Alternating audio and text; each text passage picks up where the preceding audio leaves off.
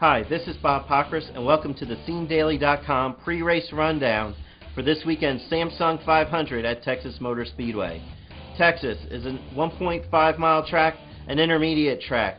That means good news for Roush Fenway Racing and Ford. And let me tell you, they could use some good news. They swept at Texas last year with Carl Edwards, and they really need a good day at Texas. Bristol and Martinsville were not kind to them. At Martinsville last week, Jamie McMurray, the only Roush Fenway driver in the top 10, and as far as Ford's concerned, Bobby Labonte, the only other driver to finish on the lead lap. How about a guy like Matt Kenseth, Roush Fenway driver? Remember him? He won Daytona 500. He won at California. Last 4 weeks, 43rd, 12th, 33rd, and 23rd. He's dropped all the way to 12th in points. He needs a good run at Texas, and he's run well there lately. His 7.1 average finish in the last 4 years, better than any other Cup driver. He has top 10s in the last 4 races there. No other Cup guy can say that. There are plenty of guys on Matt Kenseth's tail as far as the points are concerned. He's 12th. There are 18 guys within 135 points of him. Last year at this time, only 8 were within 135 points.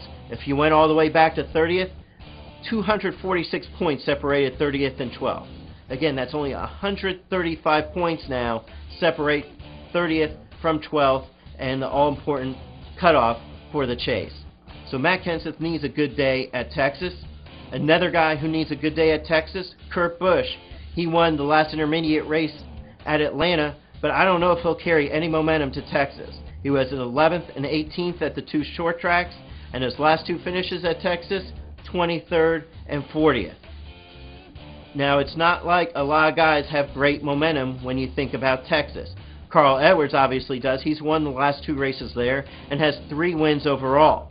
Jeff Burton also has multiple wins at Texas. He's won twice. No other driver has won more than once at Texas. A guy like Dale Jr., yeah, he's won at Texas, but he's had no top 10s there since 2006. There's one notable guy who's never won at Texas, Jeff Gordon. Yeah, the guy riding a 47 race overall winless streak, he's never won at Texas, one of only 2 tracks that he's never won at.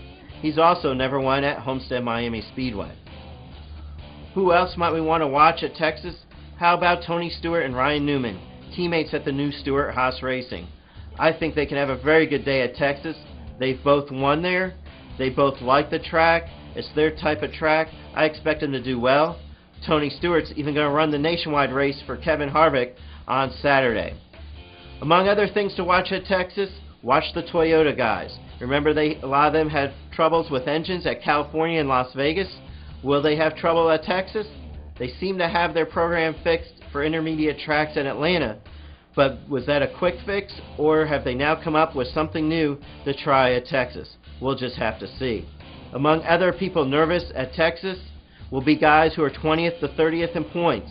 After Texas comes the off week, and that means driver changes possible, crew chief changes likely for those teams that are struggling. Which brings us back to the whole points situation. They're playing guys in 20th to 30th in points who will be close after Texas, but will a nervous owner or nervous sponsor want to see a change and ask for a change and have one made before we go to Phoenix? Well, that's about all we've got for you today. Thanks for joining us. Please enjoy Texas. Enjoy your Easter egg hunt or whatever you're going to do over the Easter weekend the following week. And join us again in a couple of weeks when we talk about Phoenix.